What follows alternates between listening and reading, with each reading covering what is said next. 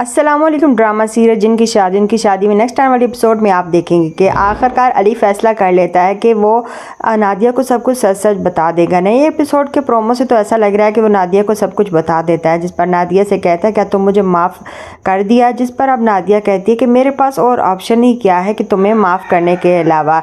दूसरी तरफ ज़ारा जो कि असद को बता देती है अली की मोहब्बत के बारे में।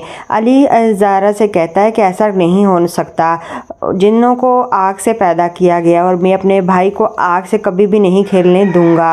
अब उसे तो यकीन ही नहीं आ रहा ज़ारा की इस बात पर, क्योंकि ऐसी बात उसने पहली बार ही सुनी। अब दूसरी तरफ आज़र जो कि ज़ारा और असद के बच्चे को मारने की प्लानिंग कर रहा है और चमकी से कहता है कि मैं इस बच्चे को इस दुनिया में नहीं आने दूंगा।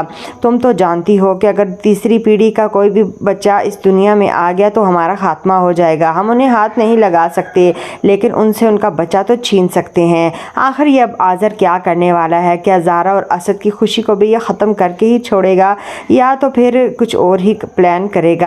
असद जो कि खुद पहले नहीं चाहता था कि नादिया से उसके भाई की शादी हो, लेकिन अब फाइनली वो भी मान चुका है और उसे यकीन आ गया कि नादिया एक अच्छी लड़की है। अब क्या होने वाला आने वाली एपिसोड में? क्या खुशी नया कदम क्या उठाएगी? क्या वो नादिया को कोई ना कोई नुकसान पहुंचा कर रहेगी? ये तो आने वाले एपिसोड में आपके साथ शेयर करेंगे। वीडियो अच्छी लगी वीडियो को लाइक करना, पाक ड्रामा रिव्यू को सब्सक्राइब करना मत भूलिएगा। अल्लाह हाफिज़।